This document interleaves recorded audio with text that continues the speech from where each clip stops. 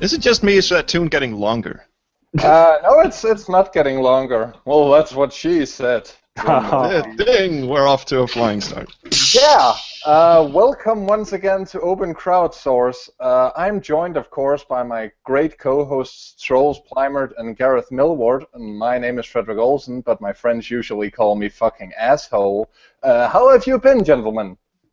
I would never called you that. No, you would probably call it in our mother tongue, Klingon. Oh wait, what was the thing I called you just before the Gone Home? Was it insipid twat or peaches? Ah, okay, my darling. Anyway, yeah, I'm comparatively good. Except for the fact that you're currently spending the remainder of your weekend in John Carpenter's The Thing. Something like that. You know, I'm just a magnet for technical difficulties, and thankfully the machine here is still working, the one I'm broadcasting from. But my fabulous studio lamp, which is just an office desk lamp pointed straight at my face, broke. So now I'm using this little night light that my wife got in the shape of a Pac-Man ghost. Yeah, pretty sure this is a puzzle from Space Quest 2. Use luminous Pac-Man ghost. Really? I should have been wearing a hoodie and talking like this. Well, that would just be like any regular night with you. You have to make an effort here. But so, Gareth, how have you been? Not bad. I haven't been involved in any Danish sex games, so apparently I'm the odd one out. Yeah, I'm sorry we didn't get to that. I'm usually not one to break appointments, but no, I had. You were invited. To do. I never check my email. That's my problem. Scholl's got the time zones wrong again. Anyway, of course, as per the usual, we're joined by an illustrious guest this week. So let me just present him to the imaginary camera for you all while I get ready. While I get hello. Now, to let me introduce our guest, let me just say that this isn't a boxing intro. It is, in fact, a DOS boxing intro. Oh, boo. Ladies and gentlemen, I didn't write it, by the way, boys of all and girls of all ages, please welcome at this time the man with the USP from UMB, a show about games before USB, WinXP, and MMORPG. The Ontario Lothario, the coolest cat who can edit your auto-exec bat and take the piss out of your hymen.sys, the boss of MS-DOS, super fine king of the command line. Give it up for all 65,536, that's all 16 bits, of Joe, DOS4GW, Mastroianni! So, how are you doing, Joe? That was incredible. I'm doing great. I'm doing much better after that intro. That was just... Well, I'm happy I could brighten your day. So, this next bit might actually, well, I'm trying to find the bit in the script that I'm supposed to read out next, or the bit in my idiot boards. This is probably going to feel a bit like fill material to you, given that, you actually watch this show, don't you? I do. And you're pledging us you're backing us on the Patreon, which yes, exactly. That must be how I weaseled my way onto the show. Yeah, this is just lip service. Shut up. Bribery will get you everywhere. It's in your contract that you're not supposed to say that. Oh, dude. But anyway, even though it's totally unnecessary, let me just remind you why you're here. All right. This is a game and it's a show, but it's not a game show. This is where 4 people sit down with each other and brainstorm the next blockbuster adventure game. And if you're listening to this as the head of a major label or as a struggling indie, you're totally free to take this idea and run with it because, after all, this is open crowdsource. You can't tell I'm reading this, can you? You're just so good. It just seems like it's coming off the tip of your tongue. That's how I speak. But the rules are simple. The open crowdsource machine will randomly select 4 cards containing a character, a setting, a task, and a modifier, and then we all have 30 minutes to sketch out a full-length adventure game from whatever the machine gives us. Some of the cards are plucked from the classic adventure games and movies of yore, and some aren't. Could you be more deadpan, please? Some aren't. Now, Fred, sometimes read introduction. Sometime during the proceedings, the faceless jerk of the game's producer will chime in with a twist that we all have to adhere to and change our design accordingly. Twists come in two flavors, major and minor, like penises, and we can fully expect that jerk to throw one of each, not penises, at us. At the end of the half hour, a buzzer will sound, and we'll try to recap what we've designed. Usually, we'll actually force our guests to do it. Yeah. We record these sons of a bitches live, so people over on the chat room at irc.freenode.net #backseatdesigners, hey guys, and on Twitter at bsdesigners can get involved by suggesting plot points, additions, and most importantly of all, the title for our upcoming masterwork. Okay, Joe, once again, this seems a bit unnecessary, but do you understand what you have signed yourself up for? I believe I have. I'm so sorry. So, I'm the one who agreed to come on. Yeah, you've done this to yourself, mate. Exactly. This is all my fault. So. Yeah. How much was it you backed us with on Patreon again? Anyway, let's see if the machine is ready, shall we? Unhandled exception. No, sorry. Not enough Right. free mem. Oh, it's a little stuttery, but it seems to be working. Hi mem.sys is broken. Well, anyway, I'm gonna click begin and we'll be off. The ghost of a dead child from the woods must get to the wedding on time in as convoluted a manner as possible. Yalta. Wow. I like the first one. I like the ghost of a dead child. I mean, what kind of ghost would not be dead? Well, we've covered Ian Watkins sufficiently on this show, I think. Yeah, let's not go there. Let's not. He's broken a fair himem.sys in his Yes. past. So we're dealing with a dead child who came from the woods. Is this like a Mowgli-type protagonist who happened to die along the way, or?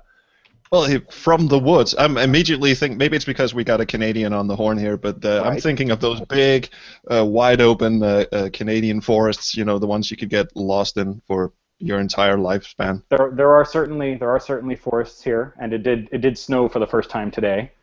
Oh, it did Also so. It did so in Denmark as well. I tried going to the shops. It was impossible. It took me 15 minutes just to get out of the street I live on.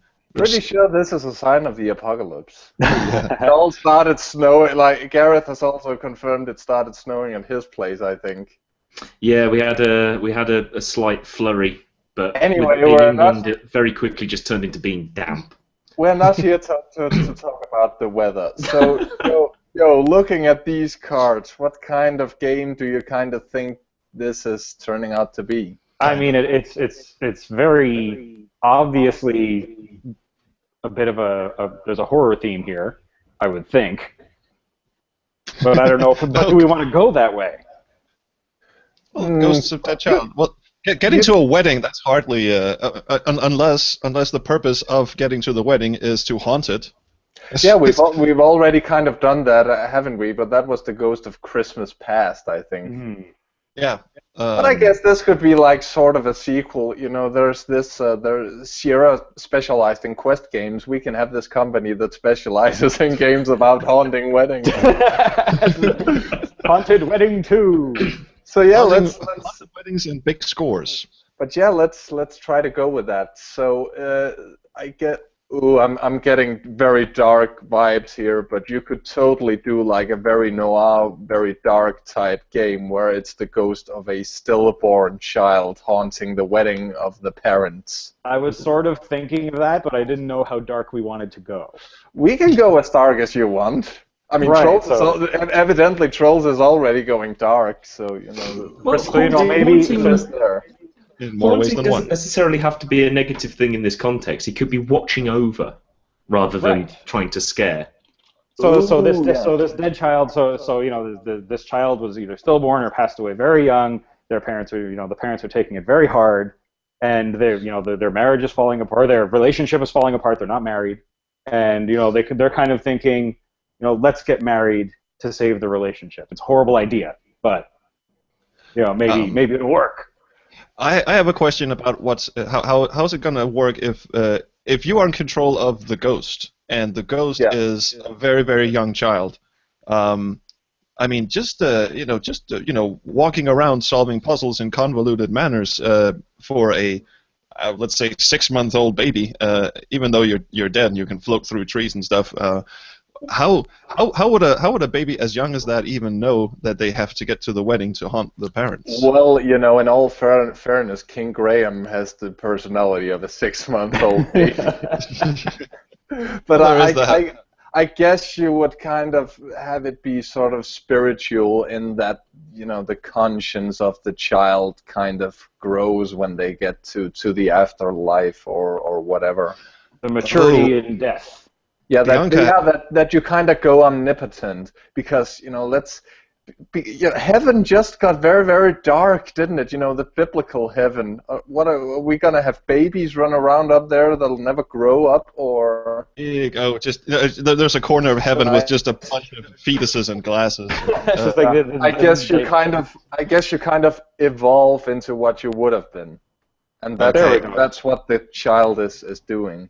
Yeah, you could do it that way, and I suppose you could have sort of guardian angels that start to teach you about the way that the world works, but you can't properly ascend until you've done what you're supposed to do, but nobody can quite work out what it's supposed to do. So we've got Casper the Ghost meets Quantum Leap. Right. That sounds like a great product in itself. We actually have a pretty cool idea over from the IRC channel by Maximum Bird, Mrs. Demodulated, saying that the mother aborted the baby to conceal an affair, but instead gave birth and ditched the corpse. Wow. We are getting way dark here, but dead children and weddings don't match. I think we want to be slightly lighter than that. Just slightly lighter. Well, actually, it's a good point. I quite like it. Yeah. But and again, I like the idea of the omnipotent ghost. Maybe you have no set age. Maybe you're able to kind of, switch your skill set, so to speak. Maybe you can turn into what that child would have been at various points in life, so you have not one but multiple shades of the same protagonist. Oh, and I guess have we done ever in any other episode the concept of acting through possession? I don't think so. I don't. Being that you're a ghost, so maybe the only way you can interact with the physical world is to possess NPCs. I like that. I like that a lot.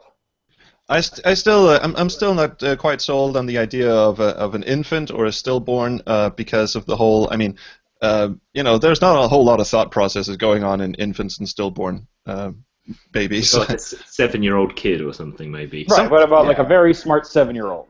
I like, a smart 70-year-old. I can go with that. I can even go so far as to kind of twist Bianca's idea around and say, okay, well, the mom did kill the child because the mom is very, very strange, and the mom is off to marry. I don't know, marry the dad, but is keeping, of course, keeping it a secret from him that she committed infanticide.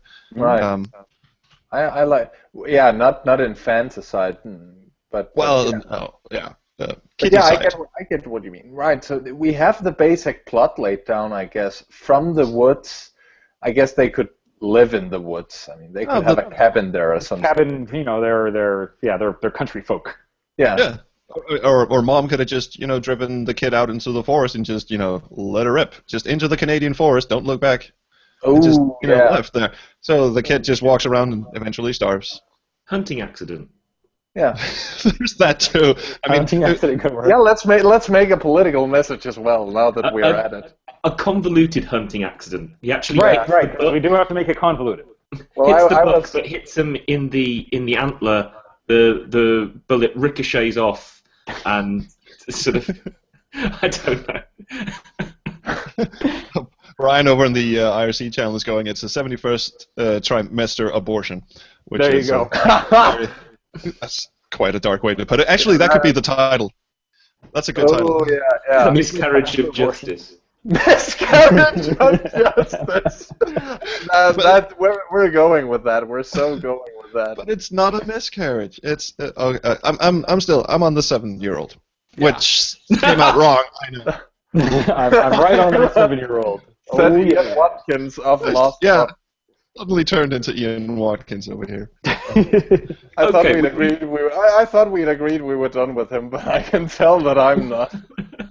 Well, we've got some decent game mechanics out of this cluster, whatever it is. We've got this idea of It's convoluted. a child needing to learn about the world and the world around it. We've got the idea of maybe the parents feeling guilty and it causing problems on their relationship, so the child has to do something about that. And we've got this idea that the only way the child can make any physical difference to the real world is to possess non-playable characters.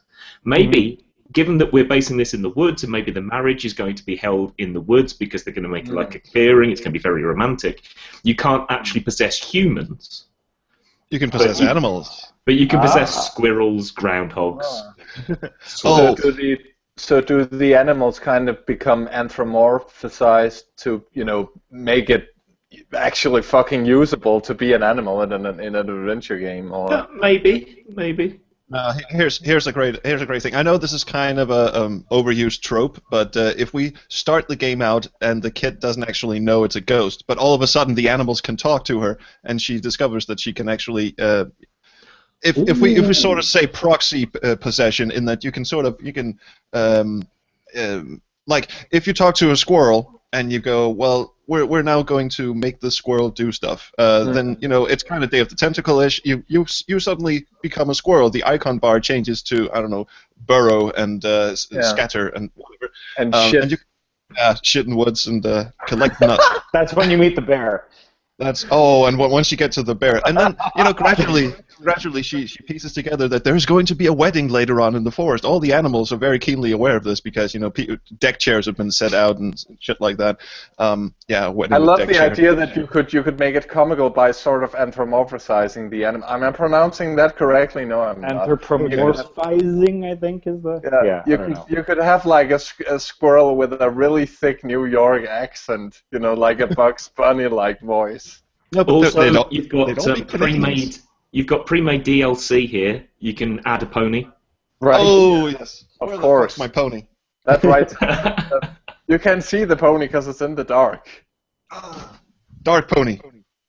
So now we also kind of know how the mechanics are gonna work out. What is it like? Your possible actions depend on the animal that you're currently possessing. So, what kind of game is it? Is it like a 2D point and click, or is it like a 3D third person? I'm thinking the latter might actually work well for this. It might. What do you guys think?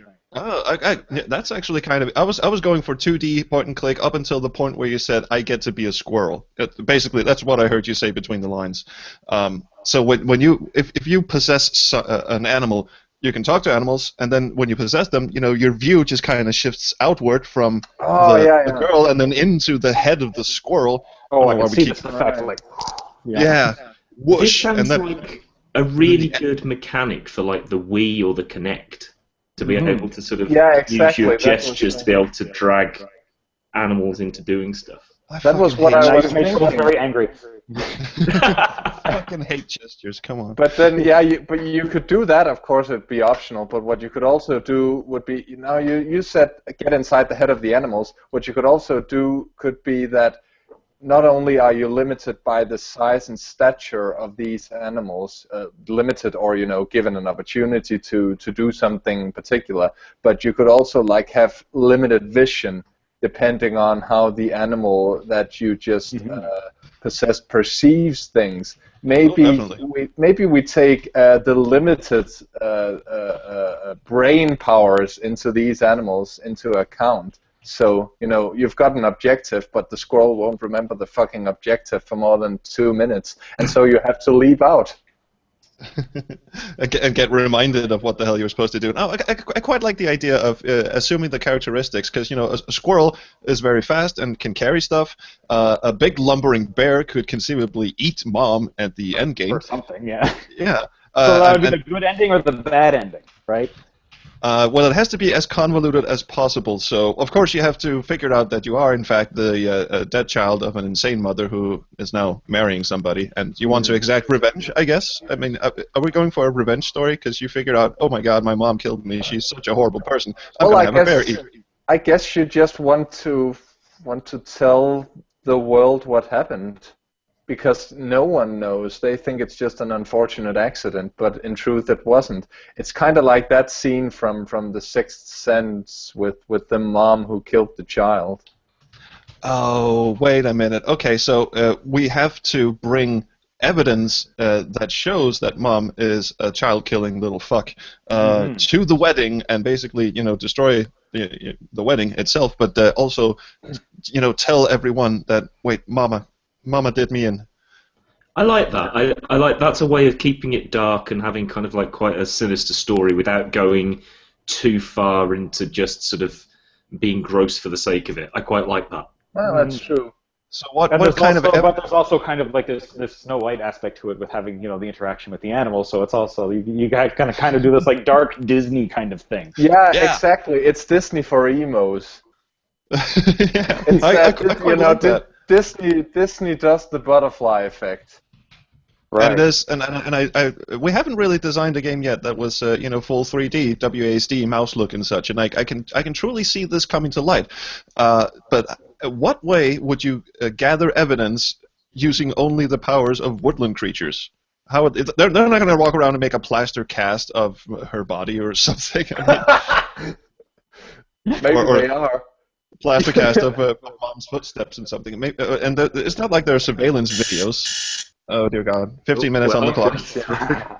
Well, I mean, they'd have to basically. It'd be more a question, I think, of collecting pieces of evidence from the area, like things that are already there. It wouldn't be like a police file hidden under a rock or something, but. Well, that is very convoluted. That would be awesome. That's the final MacGuffin that you get. Up until then, you've been uncovering little bits, pieces of evidence. But then, what triggers the end game is that you turn over the rock, and then, oh, too bad I'm a bear and I can't read. Then the bear eats it. The bear eats it and shits it out. Well, and then the wedding guests come across the poo with just like bits and pieces of paper sticking out of it, but they notice what is written on it. The bear just waddles up to the altar, lays a dump, and everyone goes, "Oh my God! Oh wait, look at this! It says." Well, in my defense, it doesn't twist. get more convoluted. Yeah, twist. Now, Let's Players are going to complain this is too easy. At a hard mode, could you? Done. Yeah, this one's easy, I think. You play only as invertebrates. You're like a snail. It'll take you probably 3 days straight to complete the game. Also, you get no save game feature. Well, as a There you snail, go. it's going to take you forever to get across the map. So yeah. Snail core mode. We could simply have a mechanic in the game that you can only possess animals for X amount of time. So you have to, if you like send the squirrel into the logging factory to retrieve, to hack into the computer or whatever, then the time limit decreases if you go by hard mode. So it's a dull mechanic, but yeah.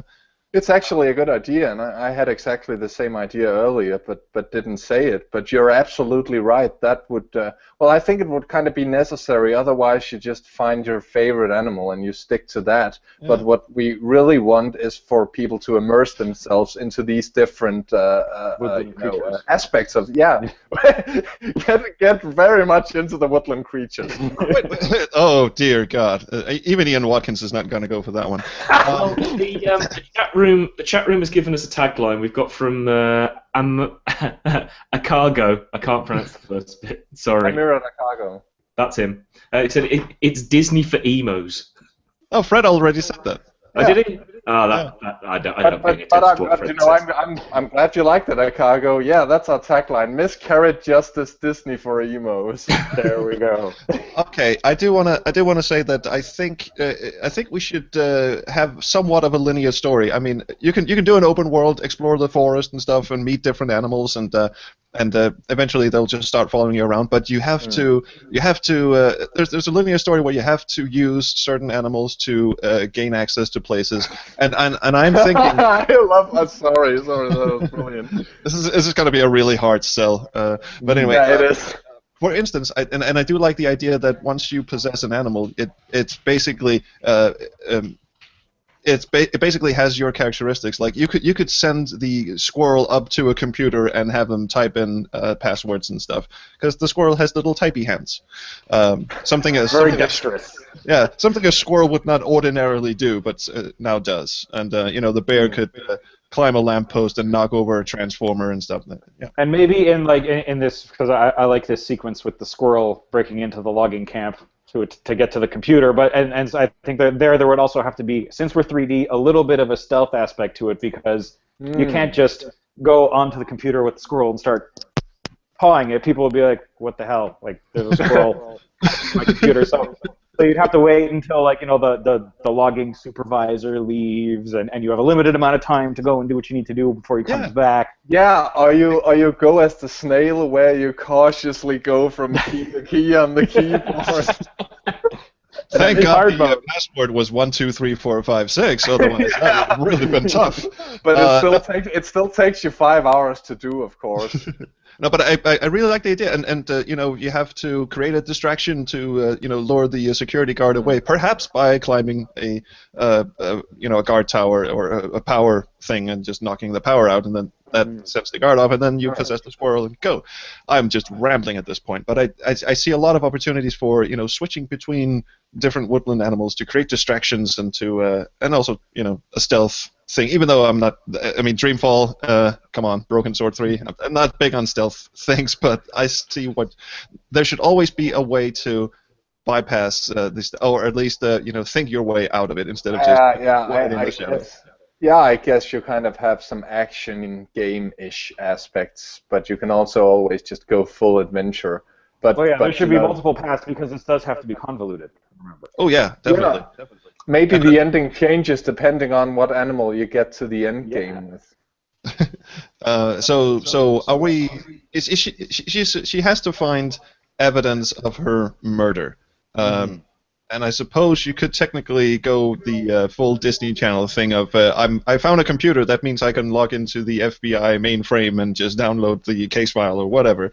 That still doesn't prove anything, because no one knows that the mom killed our protagonist. So I was thinking that there might be a human that's in the area. So we did start talking about this logging camp. Maybe there's a logging camp in the area, and there's kind of this inquisitive logger. Yeah. And you can use the animals to kind of place things in his path to kind of lead him down. So actually sort of a protagonist by proxy.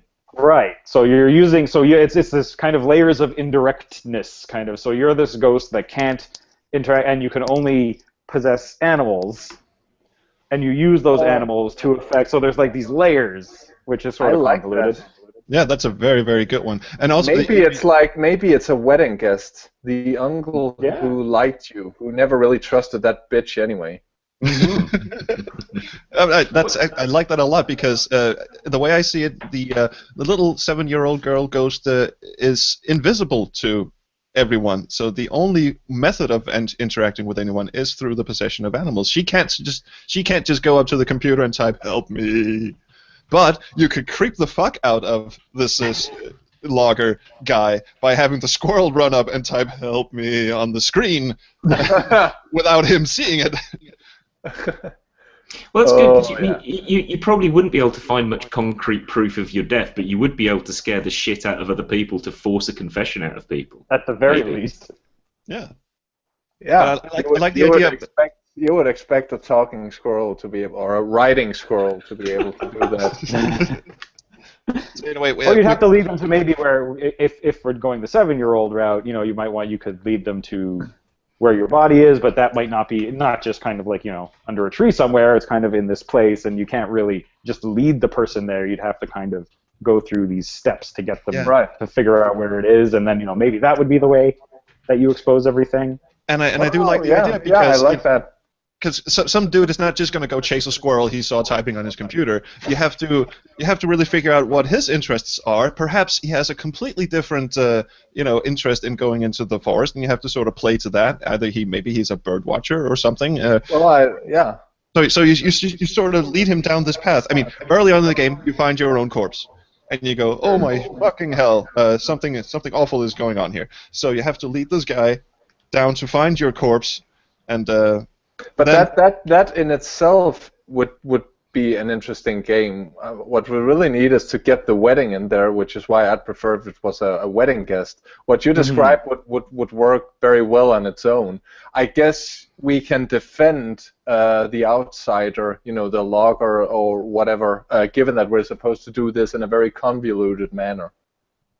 Well, if it's convoluted, that is convoluted indeed.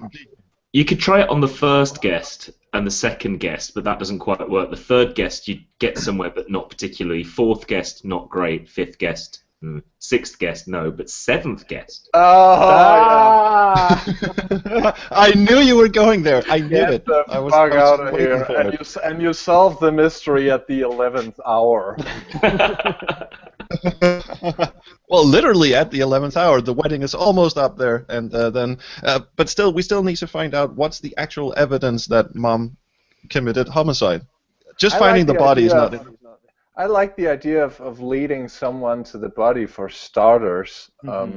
Does Mom work with anything that could, she could be. This is probably not really what we're going to do, but suppose she was like an entrepreneur or an construction worker or something, and you're found at like a building site. All right, she's the boss of the logging camp. Aha! There you go. There's the twist. Yeah. Also, that's everyone. Ooh, 5. That means 5 minutes left. All right, so she's the boss of the logging camp, but we have to find a way to associate that to the site. Maybe it's somewhere that only she knows about, or some area that only she has access to. Exactly. Unless we can find something more convoluted than that. Well, I originally had the idea that she just let her kid loose in the forest and just let her starve or something, but maybe she did kill her in such a way that you couldn't possibly look at the body and go, oh, well, that was just a natural accident. Maybe she just hacksawed her to pieces or something, and then left the handle with her, her personalized handle next to the body or some stupid shit. Yeah, exactly, something like that. Because if it was possible to hide it, disguise it as an accident, then why go to the means of getting rid of the body to begin with? Oh, over in the IRC channel, Brian just said child's head with monogrammed axe stuck in it. I can't even. We have a final twist, and that is make a sense of smell DLC. Design the final puzzle. So you need a sense of smell to solve it. Well, that's perfect. Something about the animal. Maybe the animal is like a dog or something. Because I was going to say that some of the, if we were going to do something to the effect of like limiting people, like say the animal can only see in black and white or whatever, but they can smell. Yeah, well. some of them can see in the dark, for instance. And I always suspect that squirrels have this really, really big FOV, like FOV 160, like you can see everything. Imagine if you could like be a fly, because they have like bulbs for eyes basically, so you can see like 360 degrees. I guess this twist tells us that we need to make a blind dog DLC. There we go. With a really good sense of smell, who uncovers the corpse solely by using that. That could work. Yeah, so that will be how we find the corpse, and we can go from there. Yeah. And so I think I have kind of a bit of a premise of the story. So there's this woman who's in charge of this logging camp. She has a 7-year-old daughter that she really doesn't like. For some reason. Who can blame her? 7-year-old. Yeah, like you ruined my life, blah blah blah. I don't want you around. And she meets this man, and she or whatever, and she wants to marry him. And this guy doesn't know about the daughter, and he's like, no, and she's like, I'm going to start over. I'm going to start a new life. Everything's going to be better, but I got to get rid of this kid. So she murders her daughter, hides her, and we have to basically uncover and expose this murder before they get married in X amount of time. I guess you're your spirit is kind of flung away from the corpse, and you know that the corpse can prove what happened, but you need to get back to it. We actually got a really, really good idea over on the RC channel, where Diana Rose suggested that, or stated that the fly would naturally be drawn towards the rotting corpse. Yes. So that's where the sense of smell comes in. Do flies even smell, or do they like do something else? I don't know, but Let's assume that they do. Yeah, it's convoluted after all. It is, exactly. Because the different animals have different powers, and the use key can be used differently with each animal. So maybe the fly has this sort of radar, the smell radar. When you hit U, it just the smell radar. Yeah, and you get like different colors depending on the nature of the smell, and you have to sort of navigate by it's a blind fly, of course. We're all about it being blind. Yeah. Or maybe because you know how flies see in like that crazy, like they have a multifaceted vision and whatever, and as the ghost, your thought process can't handle that visual input. Right, so it becomes overwhelming, and you have to like focus on one at a time. I just have one requirement, and that is that we play Flight of the Bumblebee on a loop whenever you're the fly. Excellent. That would be amazing. Yeah, and then like part of it would have to be that you could only be you have to be in relatively close distance to an animal that you're going to possess. So you'd have to get to the point where you could get to the fly. So maybe if there's like a cave sequence, you would like you're a bat, and then the bat kind of is attracted to the fly because it wants to eat it. But then you can hop into the fly. Like there's kind of this. You can't just be like, oh, I want a frog now, and you hop into a frog that's like 10 miles away. But you can also talk to the animals. Oh, there we go. Yeah, sorry, trolls. Right, so actually Joe just kind of did it, but can we try to sum up what we came up with? I thought it was quite interesting, actually. I can't recall anything like this having done before. So there's a reason for that. The reason I was just going to say, of course, that no one has any interest in playing something like this, but let's roll with it. I would. It's a very good idea, but Gareth was just face palming like you wouldn't believe. Yeah, Gareth is not our target audience.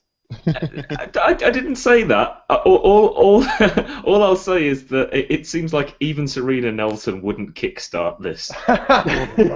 She knows better. So I really Joe, don't know why. I think it's a fantastic premise. It's got a good story. It's got a great mechanic that I haven't seen anyone do yet. And it's first person. The graphics are going to be amazing. I mean, a Canadian forest rendered in real time using God knows what version of Unreal we're up to now. This could be amazing. Yeah. So fuck you all. This is great. I didn't say I wasn't going to play it. As a matter of fact, I was. Diana Rose requests that the summary be amazing, or actually she's stating that it will be amazing. So, Joe, do you feel like recapping what we've come up with, with the latest bits of info in there, and don't forget to make it amazing. Okay, so let's see. How amazing will this be? Okay, so we're in. It's let's say it's wintertime. We're in the Canadian, for the forests of Canada, very sweeping and epic. And we come across a logging camp, and the logging camp is run by this woman who has a 7-year-old daughter, and she does not like this kid. She has issues with the child. She thinks that having this kid ruined her life. All the things she wanted to do, she wasn't able to do. She wasn't able to find true love and be fulfilled and whatever. And one day she meets this guy. We haven't really defined him, but somehow she comes across him, and she realizes this is the guy for me. I want to marry him. I want to start a new life, and everything's going to be better. But this kid of mine has got to go. So she comes up with this plan, and she takes the child away somewhere outside of the logging camp, and squirrels her away in a hard-to-find place and murders her in some manner. Yep. And so once this occurs, the spirit of the child, of the girl, is flung from her body, and perhaps the trauma of her being killed stopped her from remembering where she was killed, and this embarks her on a quest where she has to, through the possession of various animals, interact with the world and find her way back to her body, discover evidence as to how she was killed, and then influence a nearby person, possibly a worker at the logging camp, to locate her body, put together all the information, and expose the murder before she marries this man and forever, I don't know, ruins his life. Well, Right. Mom definitely needs to go to prison for this one. Yes. I mean, Yeah. I'm all aboard this. And pays for her crimes. There we go. Yeah. Yes. There we Yeah. go. Mom is a douche nozzle. And of course, Absolutely. we mustn't forget that what we also have is like we have a hard mode because there's already a time span of how long you can possess an animal, but the time span is really, really short whenever you're in hard mode. And we have a fly DLC, which you need to buy, of course. It's only $50 for a season pass, and being the fly is necessary to uncover the crime because you're. Oh, wait. Oh, I know. The DLC. Just remember that you can't design at this point. No, I'm not designing anything. I'm just saying that Well, that's a very good. That's a good tagline for this show. Actually, we're not designing anything. We're not designing it. No, really, the main game is you solving your own murder. The DLC with the fly in it is figuring out that you actually had a sister. So Okay, you are designing at designing. this point. who also got designing. killed. No, I'm just stating facts here. I can deal with it. Obviously, the DLC enhances the experience, but in my opinion, and in my experience, it also makes the game a lot more difficult without it. Right. So And a lot it's less kind of like semi-mandatory DLC. So this way we will be rich. Yeah. We're Electronic Arts. Yay. There you go. Thank God no game company does that.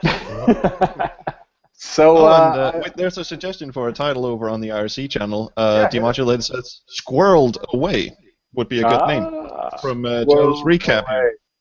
I love that. And that was it. That was scrolled away. So I do Scrolled believe away. that. Yeah, I can't pronounce squirrel. Ha ha. But You couldn't without pronounce source either. You said No, open I crop can't. sauce, like richly textured, fine, salty sauce. Well, Yeah, wouldn't the best okay. sauce be open source? Well, that's it for Open Crowd. Add water makes its own sauce for this episode.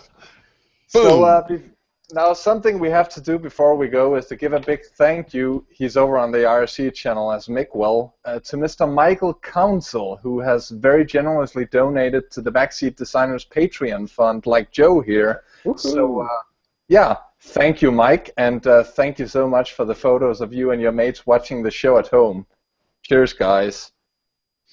Cheers, So, Drank mine. next week, we'll be joined by Will O'Neill, who is the creator of a game called Actual Sunlight. And as usual, this kicks off on next Sunday afternoon. Check our YouTube page for your local time, which is something trolls can't fuck up. So thank you once again to our esteemed guest. Joe, do you have anything to plug at this point? I guess the big thing that I will plug that probably put me in contact with all of you wonderful people is my podcast, the Upper Memory Block Podcast, which you can find at umbcast.com. It's awesome. Yeah, every once in a while. I'm not going to say every 2 weeks because it's not. every couple of weeks we go through a game from just for trolls, the DOS and pre-Windows XP gaming era. I was kind of fast, but I'll take it. Thank you. Thank you so much. Yeah, go listen usually to much longer. Upper Memory Block. Please do. But for our show, you can find all the details on backseatdesigners.com when you're done visiting Upper Memory Block. If you enjoy this show, you are now able to download what we call the home edition of the Open Crowd Source machine. So you can play the game. That was the yourself. correct tempo. Thank you. And of course, you'll also find links to our Twitter, our Facebook group, our YouTube, and most importantly, all the links down the line so you can subscribe to the show. Now, say goodbye, Gareth. Bye. Say goodbye, Trolls. Check out Joe's YouTube page. It's also awesome. Bye. No, say goodbye. Okay, goodbye. Awesome.